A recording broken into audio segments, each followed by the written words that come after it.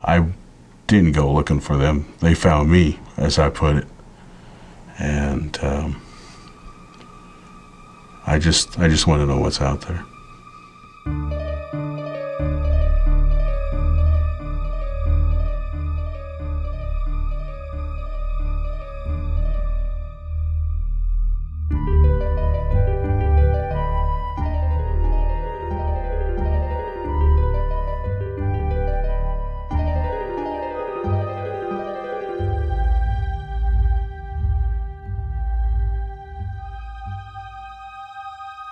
There are many names on the reservation, but the one that really sticks out is Qualima. Qualima means big person, if I remember right. Really not much to it. Back when I was a kid, I was always told stories of it, just to keep me from running away from the camping area, keeping me around the area at night. We were always told as kids that if we wandered away from it, that they would come and take us, just pick us up and take us into the woods. A guy told me one time, that's a man's world out there, and it is. It's a dangerous place, very dangerous. I've come across backpacks and shoes in the bush shredded and made me wonder if somebody met their end there. So you just don't play around. You just don't play around with nature and the type of animals you got out there. To me, it's like exploration going on to another planet.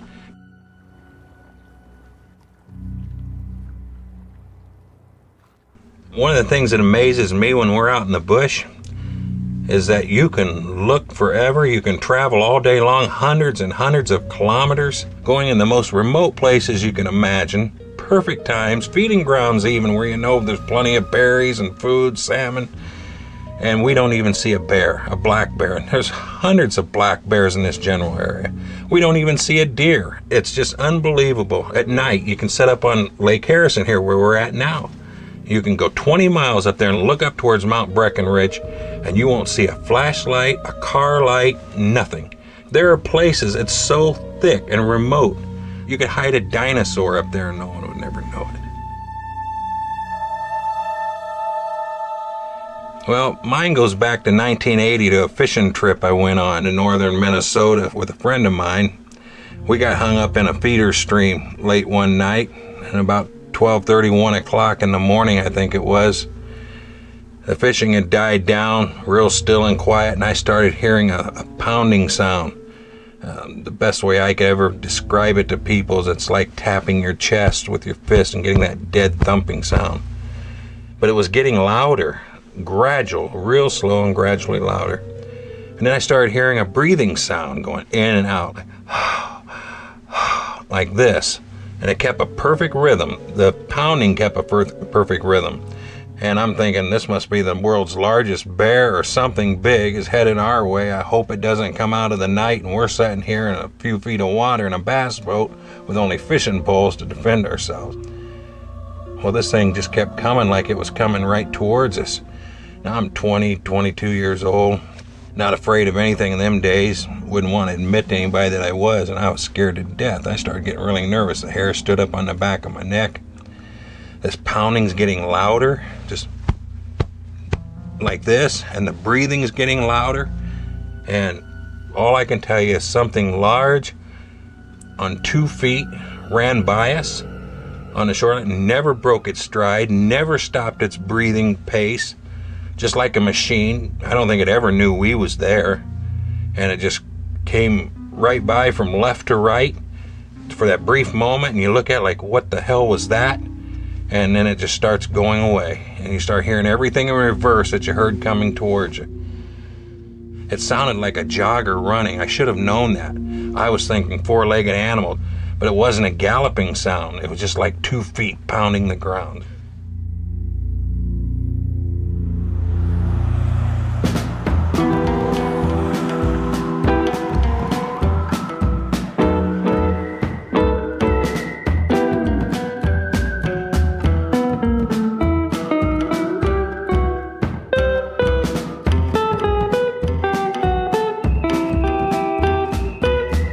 People come up to me sometimes and they'll say, you're absolutely stark raving nuts. You're crazy because you research Sasquatch. I will say to people, especially those who know me, say, do I exhibit any other peculiar behavior in my life? No. So why do you think I would suddenly start exhibiting crazy behavior when I look for this animal? And the same applies to anybody who's involved in the Sasquatch field who is a relatively sane human being. We've seen evidence, and this evidence requires further examination. If we were crazy, we'd believe that Sasquatch was dropped on this planet by UFOs and dematerializes. Okay? That's crazy. What we believe is there's a biological entity on this planet that simply hasn't been put into a classification yet, and that's what we want to do. First time I saw a footprint, sinking an inch in the ground while I was walking around on top of the ground, that was a shock. There is something. I'd gone to the trouble of going to California, but I was not mentally prepared to see anything like that. So I wanted to know what was making those tracks. And that's basically the pursuit I've been following for nearly half a century. The two things that are facts and cannot be disputed, not knowledgeably disputed anyway, that something makes enormous footprints that indicate enormous weight. And there are thousands of people whose word would not be questioned on any other subject who tell of seeing a huge hair-covered biped in North America. And science cannot explain that fact and isn't trying to. There are precious few scientists, very few scientists, who are willing to say about this phenomenon that the evidence, such as it is, would suggest to us that this bears looking into in an experimental or an open-minded way. Very few. That's why I respect those few, such as John Bindernagel, and a very few other people with a scientific background who are willing to do so. It's not a matter of belief or faith in something here. It's a matter of having scrutinized the evidence and found it adequate, and realizing that others are unaware of a lot of this evidence, of most of this evidence. Our problem is to attract scientific colleagues to scrutinize that evidence. But scientists are, in a sense, businessmen as well. They've got to appropriate or portion their time to those things that are going to produce the most likely positive results. And Sasquatch does not make the cut. There is no prevailing model of anthropology and zoology, I would suggest, that eliminates the possibility, let alone the likelihood, of Bigfoot, not on an evolutionary ground, not on a biogeographical ground, not on an ecological ground, not on a metabolic ground. The only thing that keeps scientists, I think, from putting their necks out and saying this is something worth our looking into is their own fear of ridicule. It's not that scientists are out there looking for it and can't find it. Scientists are looking the other way. It's not the Sasquatch which has eluded scientists, but scientists which have chosen to elude the Sasquatch. They don't want to hear about it. Scientists are not used to working in areas where there's hoaxing going on, where there's people fooling other people. That's very much contrary to the scientific method, which is very much open and accountable, and everything is published and is open to scrutiny. The area is riddled with hoaxery. Nobody denies that, and scientists try to stay away from that sort of thing.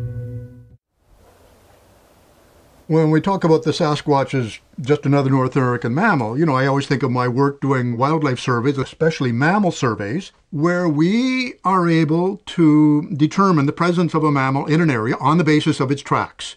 Mammals aren't like birds. They're not so easily seen. They're elusive. They're often nocturnal. So we look for sign. We look for tracks. We look for scat. We look for feeding sign. On the basis of seeing bear tracks, we say, yes, there are black bears in this area or grizzly bears. And so this is the same with the Sasquatch. This is an original. This is the best cast, actually, that my wife and I were able to make here on Vancouver Island. Unfortunately, between the time we found them and the time we got back with plaster, a hiker had stepped in it, so there's a bit of a boot print there. But other than that, it's just an awfully good cast, showing the large heel and the 5 toes.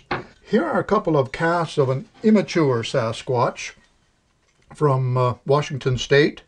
And people often say, well, gee, if you got a young Sasquatch, the track would look like a human track, wouldn't it? Well, they don't, actually. One of the things quite common in Sasquatch tracks is the spreading of the toes. The Sasquatch foot seems to be, well, is much more flexible than the human foot, which is quite rigid by comparison. It's almost like the human hand, and then the toes quite commonly spread out like that. This is the largest cast in my collection. It's noteworthy for that point of view. It's also noteworthy because the big toe, the great toe, is quite divergent, sticking off to the side, which is very much an ape characteristic. Of course, in the great apes, the big toe is often straight out.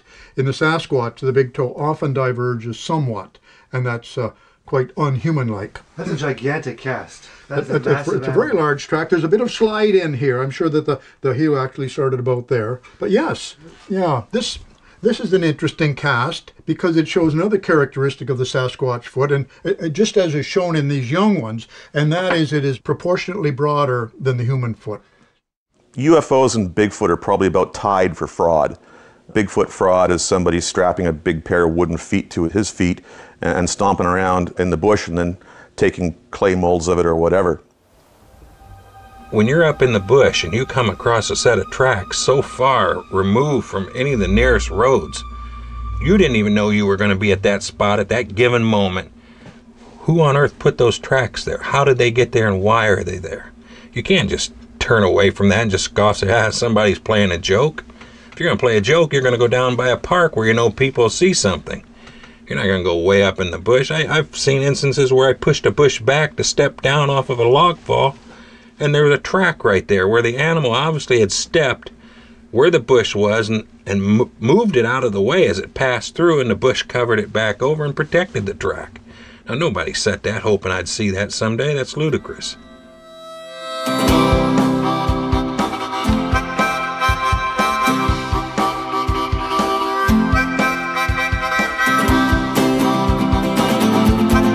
We're going up the Harrison Hot Springs to pay a visit with a colleague of mine named Bill Miller, who's an American from Illinois.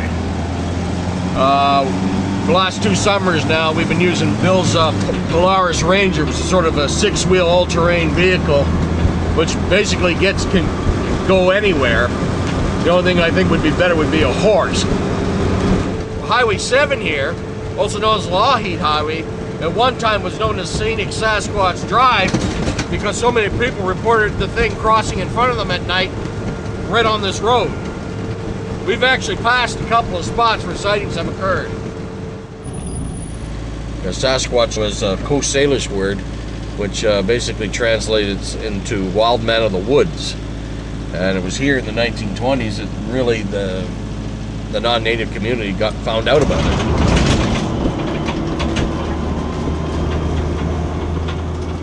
I've been fascinated by this mystery ever since I was old enough to read. I still remember my mother telling my father, "Don't worry, he'll grow out of it," but it never happened. I love the outdoors and I love a mystery, and the two just went together hand in hand.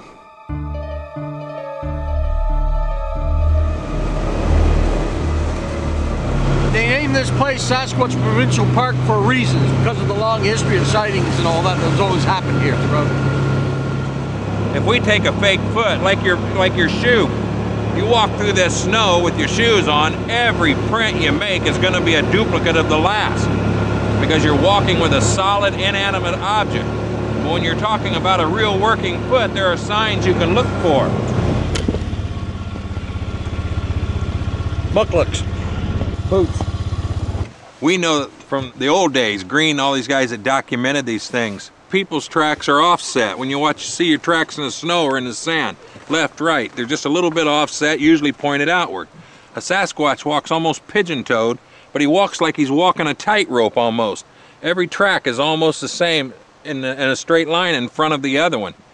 Another thing we look for is it a fake track? When you see a line of tracks and you see toe movement between the tracks, you no longer have a fake foot, or else somebody's able to carry a bunch of fake feet with them and somehow put it on between strides without putting a foot down. That makes no sense at all.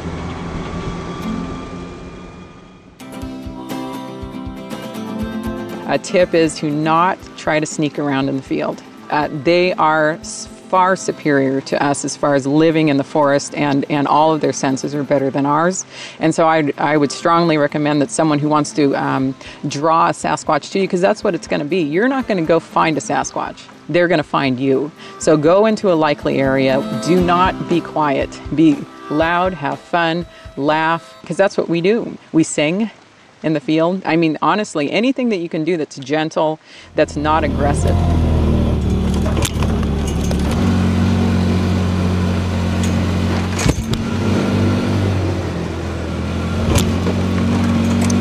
The lady who owns a store in Seashell, she'd driven the same route home for 10 years. Then one night she went home, just as it was getting dark, this thing crossed the highway, the major highway, and crossed right in front of her. Yeah, her little daughter had seen it. She was with her on the road when it crossed in front of them. And she calls it the big monkey. So it's not a matter of whether or not she saw nothing. She saw something, and the little girl, small as she is, knows what a monkey is. And in her mind, that's what she saw. Something that looked like a monkey. And the lady, on top of everything else, even though she talked to Tom, she doesn't want her name out there. These aren't people looking for publicity. These are people that just want to tell what they saw because they think it's that important.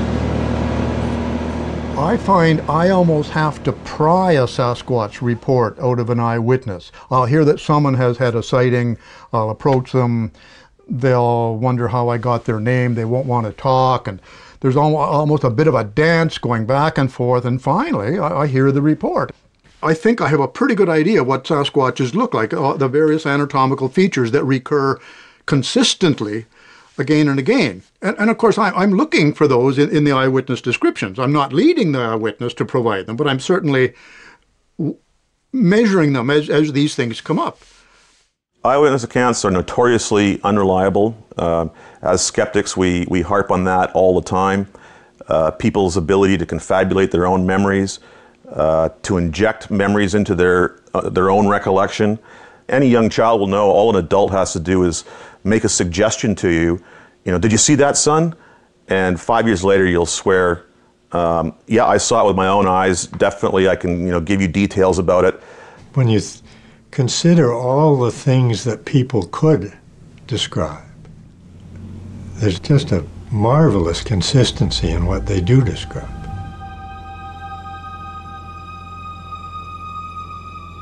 As word started getting out of what I was doing, taking in reports and going out at night and looking for, I call them the night walkers, the elders of the tribe were telling me that it was bad medicine to continue what I was doing, because I was dealing with something that was more powerful than anything that I could imagine. And I thought strength-wise, but they told me spiritually that they can take you.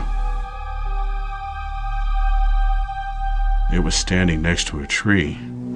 My partner had seen it first from a glimpse, and we drove right by it. He said there was something standing back there. So I backed the truck up, and I was looking to my left.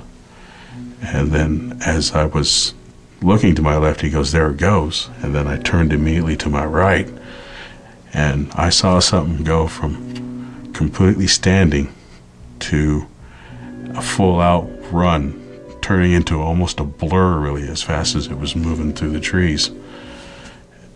It was gone, and within 2 seconds, I immediately grabbed my stuff. When I work in the woods now, I always carry a camera with me. I grabbed my field vest, and I took off after it. And I found the impressions in the ground, and I started tracking it. And we tracked it over the hillside, and that's when we lost it.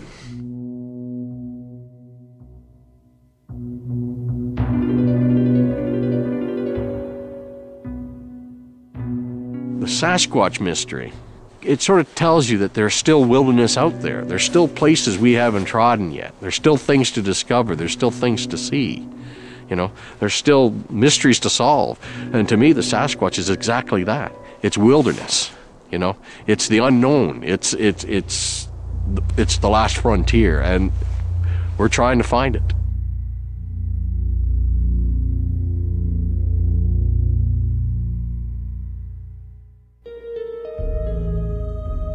people would rather mythologize than just accept that certain things aren't known, that maybe one day science will explain it, maybe not.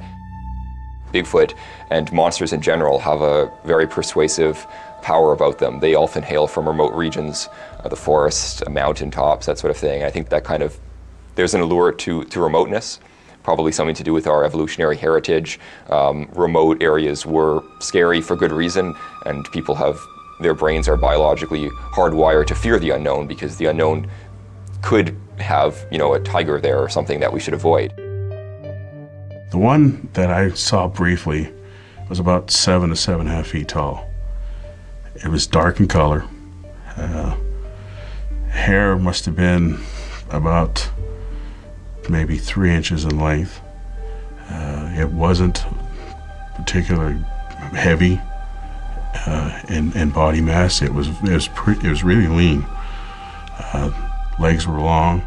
From eyewitness descriptions of the Sasquatch, it's very, very ape-like. Most of the anatomical features are ape-like. What is human-like is that bipedal gait, walking on 2 feet like humans, the foot shape with the big toe lined up alongside the others, very human-like looking foot. As we get into the great ape literature deeply, we find that, no, that's not actually all that human-like. In the gorilla foot, the big toe can also line up with the other toes, and gorillas, chimpanzees, orangutans do walk on 2 feet from time to time. So I think we'll find out that it's an ape. I honestly believe that this creature has to be part of the Homo branch. It has way more human features than it does ape-like features. It's not a hybrid of both. I certainly can't see that. I see its humanity. I see its reticence. I see its shyness. I see its behaviors, its curiosity. This is a creature that is far more intelligent than people give it credit for. It has also managed to elude us for so long. The same cannot be said of gorillas and chimpanzees and the other higher apes. Certainly humans, chimps, gorillas, orangs, and Bigfoot, if it walks, would belong to the very same family. And you can call that family great apes. So does that make Bigfoot a man or an ape? Well, men are apes. Men and women are apes.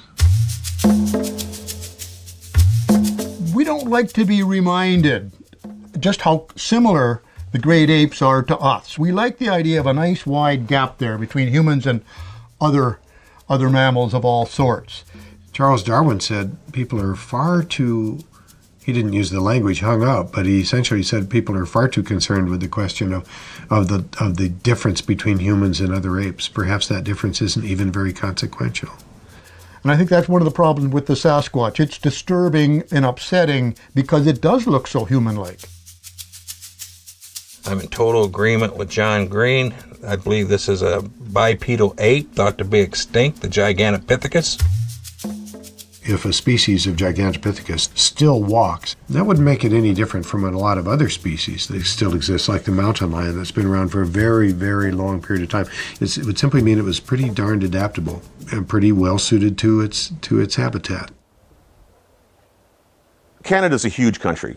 I don't know how many millions of square miles of unexplored, rugged terrain there is out there. And that's one of the bits of evidence you might say for Sasquatch. I would argue that absence of evidence is evidence of absence for the most part in this case. Human beings have occupied this part of the country for a very long time, and it's difficult to imagine that a breeding population of creatures as large as the Sasquatch is reputed to be could have avoided detection for so long. Well, yes, that is the absolute keystone question in this entire discussion, because we can talk about all the evidence in the world that bears consideration, that we shouldn't discount and so on, and we always come down to that exact question. And it is a big question. It's a really tough one to get over, and it's the one that keeps me still, I think, appropriately skeptical at this point, even though that skepticism is weaker than it used to be. At any given time, only a small proportion of that countryside has human eyes focused on it. There's a huge amount of tangled, wild country in which something could remain hidden. But then you have to add to that an animal of extreme physical adeptness. And this is an athletic animal. We know this from all the reports. And by the way, of course, a substantial intelligence. add in the quality of an animal that is self-aware. Now, I'm not the first person to mention that Bigfoot is self-aware, but if you add that in with those other qualities, and that it's aware of the plight that might result from hanging out with the other two-footeds because of guns, because of trucks, and so on and so forth, and there are encounters, then you can begin to imagine an animal that actually could remain hidden under these circumstances.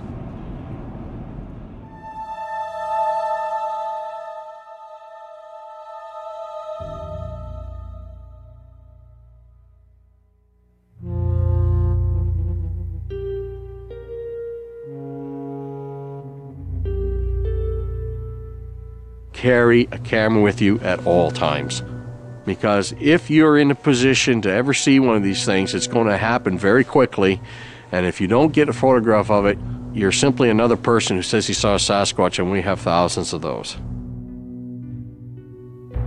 Well, the way I go about researching, at the beginning I would take newspaper reports and people telling me that something's happening in this area, something's happening in that area, and I would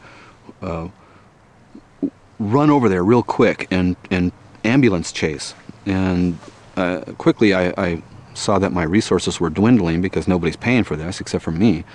And I determined that, I'm going to stick closer to home. I'm going to concentrate in one area. So I've got a study area that I've been working on for about 20 years. I use everything from satellite imagery down to digital sound blasting and digital imagery. I've got starlight scopes, infrared, I got pheromones. In the case of Bigfoot, we don't really see that we're getting any better, higher quality data since the 1958 first documented footprints were discovered. The quality of the data, the sorts of data that we're getting hasn't really improved. Our technology is improving and we're not seeing that translating into better data, which is suspicious. The higher the technology, the less the result I'm getting. Even if I saw a Bigfoot in a starlight scope, nobody believed it was a Bigfoot. And I think any scientist looking at it is just going to go, well, that's interesting, but I'm not interested. Because scientists have chosen not to study the Sasquatch, dedicated amateurs have come along and kind of filled that vacuum and taken it on. And most of them are doing a very good job. They're not always as well trained or as disciplined as they could be. On the other hand, it's not their job. I think if my biologist colleagues ever actually decided to get involved here, we'd move ahead really quickly. We were investigating a story.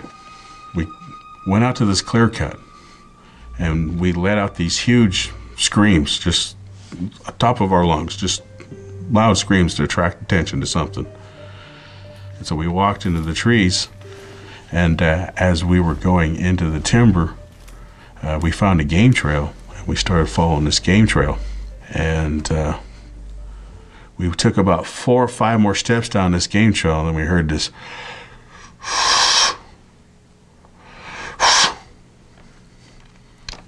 and my partner was in the lead, and he put his right hand up, and I stopped, and he pointed off to his left, telling me the direction that he'd heard it, and then I pointed in the same direction.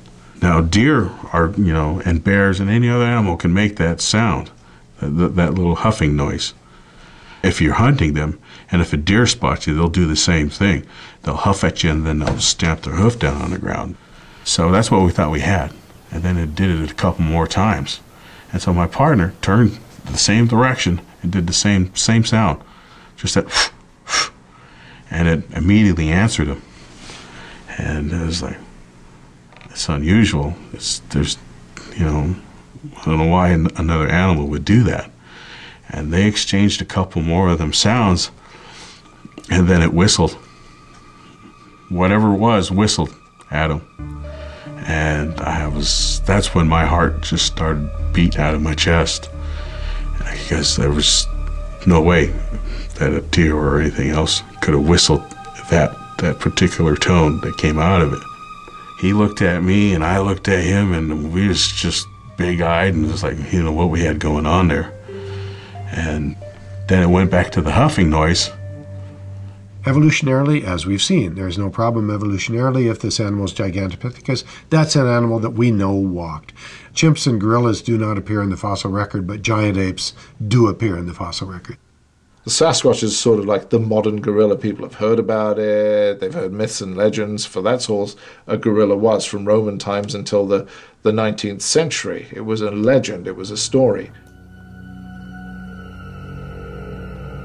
And then you can hear something walking away. And so I close my eyes, and you can hear it just slowly moving away from us. And after it left, my partner came walking up to me and we started talking about what had just happened. And so we just heard a snap. Biogeographically, there's no problem for Bigfoot being in North America because there have been at least 2 other major colonizations of North and South America by primates, the New World monkeys and Homo sapiens, probably through several different colonizations across the Bering Land bridges and perhaps otherwise as well. So we just heard a snap, and then it came back, and then it started huffing again. Heard this. And he started exchanging the huffing sounds with it, and then it did the exact same whistle. Something ran away. We could hear something running away, and my partner put his arm up, and he started following it like that. And then whatever was over here did it again. And I told him, no, it's still there.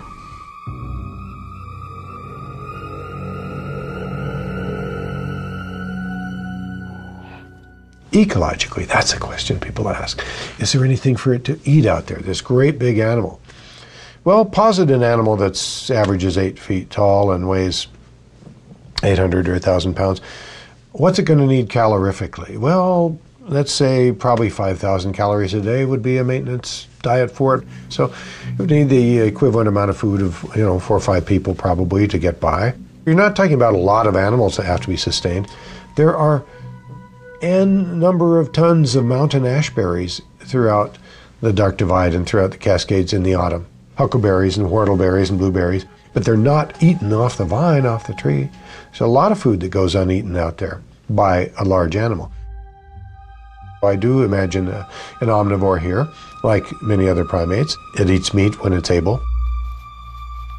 You could still hear whatever it was running away, and then this thing drew our attention back to it, and then it stopped, it got quiet, and then that's when we raised our hands up and slowly backed out of the area. And it's experiences like that that have me respecting it more, that this thing is a living being, and yeah, it's out there, but I'm not going to show that I'm aggressive to it and that I'm going to cause harm to it.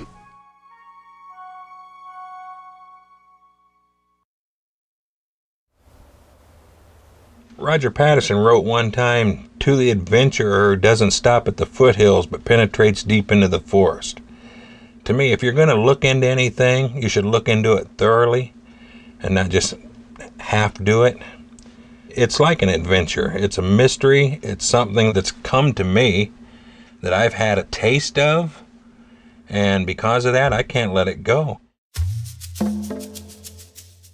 Back in 1967, a series of events took place in the Bluff Creek area and the Blue Creek Mountains area of California. John Green and Rennie DeHinden flew down to look at a huge number of footprints that had been found on a road construction site. At this time, John Green got in touch with an avid Sasquatch researcher and author by the name of Roger Patterson, who was a jack of all trades and living in Yakima, Washington. Roger and Bob Gimlin started to organize a little expedition of their own, and the two of them set out in a bid to film more footprints. This was ostensibly the reason they went down. And Roger rented a 16mm camera. On the morning of October 20th, 1967, Bob and Roger had a discussion about what they were going to do that day, and they mutually decided that they were going to return up the Bluff Creek to look up there again just in case anything had come back into the region. And about 1:15 in the afternoon, they came around a bend, and for whatever reason, they were able to smell something that Bob Gimlin described to me as smelling like a very stinky, wet dog. And when they looked over to their immediate left, they realized that they were looking at a female Sasquatch. Patterson at this time slid off the back of his horse and possibly in that moment damaged a stirrup and injured his foot, but still had the presence and foresight to whip the 16mm camera out, while Bob Gimlin pulled out a .30-06 rifle and held it on his lap, covering Roger as he ran towards this creature, which was now making a beeline away from them. And at a point, frame 352 in the film, the creature actually turned around and looked at them.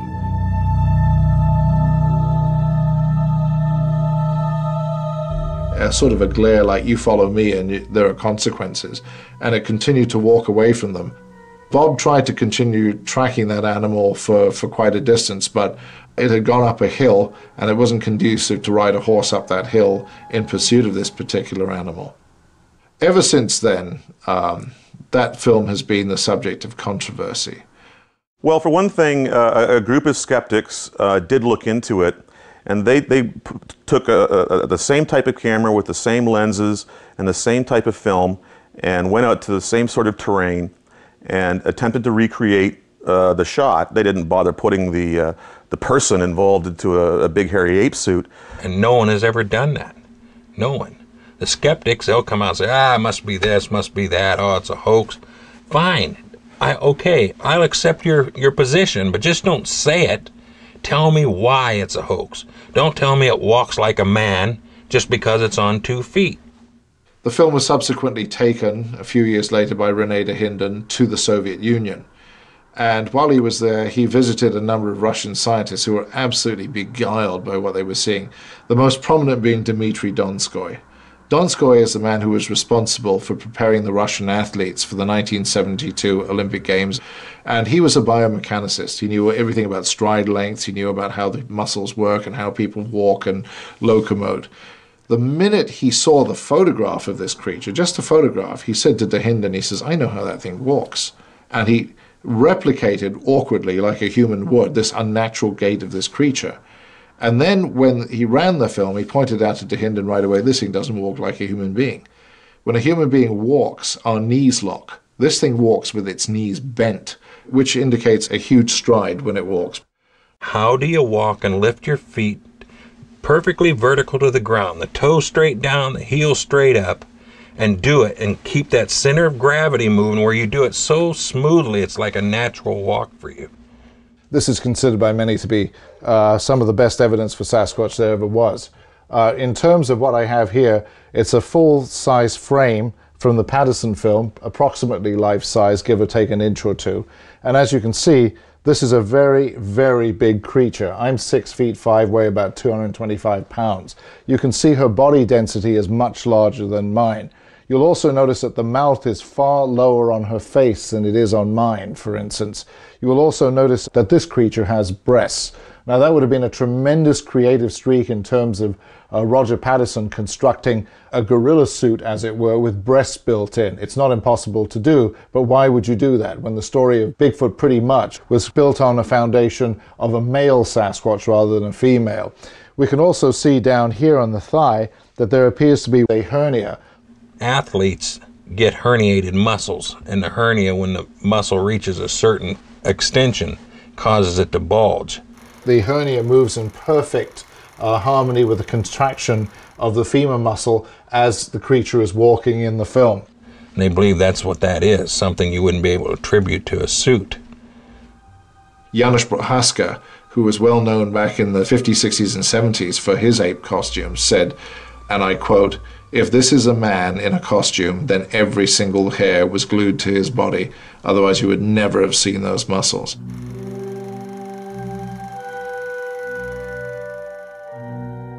I've read all the accounts of its dismissal and so on and so forth. I'm not convinced by any of them. I still feel that the evidence, that what we call evidence, the canon of evidence, should include the Patterson-Gimlin film. People say that's proven to be a hoax, right? Well, no, it hasn't been proven, but that's the perception out there. So I don't raise that film anymore, and it's very sad, but raising it as evidence just gets you into a discussion about he says, she says, and claims and counterclaims. I think we should just put that film aside for now, get on with the really hard evidence, especially the tracks, and then one day that we can bring that film back and say, well, what we now know about the Sasquatch is there in that film.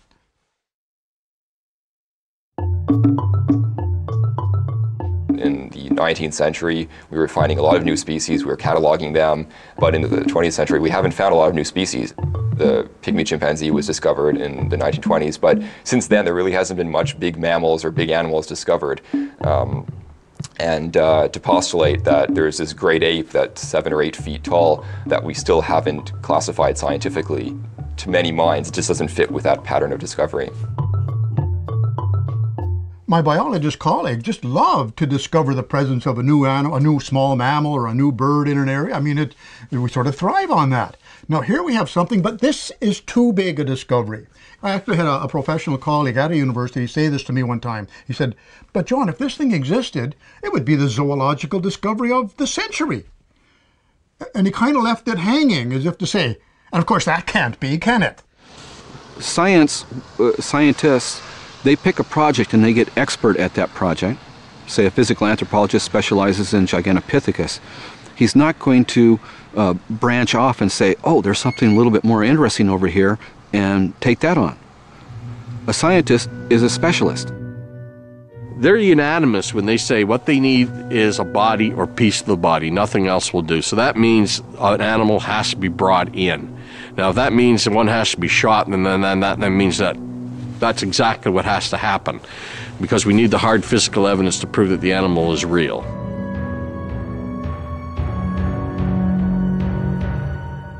Roger Patterson stated that he regretted that they'd not shot the animal, and he never wanted to do that. I believe that's a rare animal, but he took a lot of ridicule, him and Bob Gimlin, and it frustrates me, but I understand that scientists do need concrete evidence. I don't think you even necessarily have to kill the animal. I think if you can just get DNA of some sort, whether it be hair or whatever, then you've got a step in the right direction. At least they have to acknowledge there's an unknown primate running around. My experience from talking to hunters is that those hunters who have had a Sasquatch in their crosshairs, in the gun sights, have not been able to pull the trigger. They've seen an animal. First of all, it's not what they're hunting. It's not a moose, it's not a deer, it's not a bear. Second, it is very human-like. Apes are very human-like, and they're not about to kill one. What we're all saying, I think we're all agreeing on, is that Bigfoot's not just another animal. This animal hasn't been in a zoo. It hasn't been shot and killed and brought before science. It's not sitting in a museum. It's the ultimate wild animal for my area. I'm not harming anybody. I've made sure that I don't harm anything. And I've thought about it, if I do find a Bigfoot, what am I going to do with it?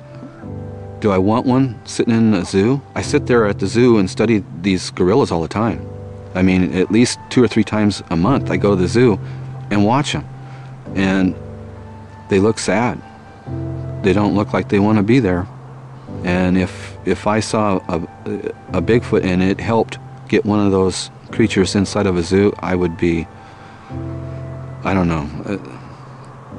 That is not what I want. There's a story that the Yakimas have that they're part of us. There were 3 groups of people here on the reservation. There were the big people, and there were the Yakimas, and then there were the little people. And during the European migration in this direction, the Yakimas kind of got curious of the new tools and new trinkets coming across, and they moved down into the valleys, while the big people want nothing to do with it. The Yakimas tried to go back up into the high country and rejoin them, but we're told that if they wanted to continue with what they were seeing, then they were not allowed to come back. Bigfoot I've often heard described as sort of a symbol of green spirituality, a symbol of our lost connection with the wilderness and with the sort of environment in which we used to live, a sort of oneness with nature that we're losing. So they're just still living like they were before what we have here. It terrifies me to see sometimes just how far back into Sasquatch's habitat logging is going and development is going. And if we keep encroaching more and more on the wilderness habitats of this creature and various other ones, we're going to find that they're going to be extinct a lot faster than they would be if we knew our boundaries and didn't exaggerate them. There's something admirable in Bigfoot if Bigfoot walks. Bigfoot is an animal that will have survived extraordinary pressures toward its own extinction for a very, very long period of time with great fidelity to its ecosystem and presumably to one another, and with what we could imagine or call an extraordinary humility. This would be an upright ape which wasn't trying to dominate the world, trying to dominate every other species, unlike a different species of upright ape I could mention. They don't need us. They've lived so many years, centuries without us. They're taught from a very small age how to act. Keep with the old way, keep with what you're doing. You don't need anything else. We've lived this long and we'll continue. I respect them in their home and they allow me to return to mine every day. And that's how I look at it now. So I have the confidence that we'll look back and say, my goodness, now we see the discovery was unfolding. Maybe not quite as it should, but, you know, a certain amount of this resistance was just normal, natural, scientific resistance. If the world becomes so tamed that we can no longer even imagine giant hairy apes out in the forest, that we can't, if our hearts become so jaded that we can't even imagine mysteries out there, then we've lost something absolutely profound. And if we're to proceed as if Bigfoot walked, whether or not it does, and treat its habitat, treat the ecosystem, as if it needs to be there to receive and sustain this animal, we will have gained something great and grand, regardless of whether Bigfoot was ever more than a shadow. I think it's highly likely that it's a great deal more than a shadow.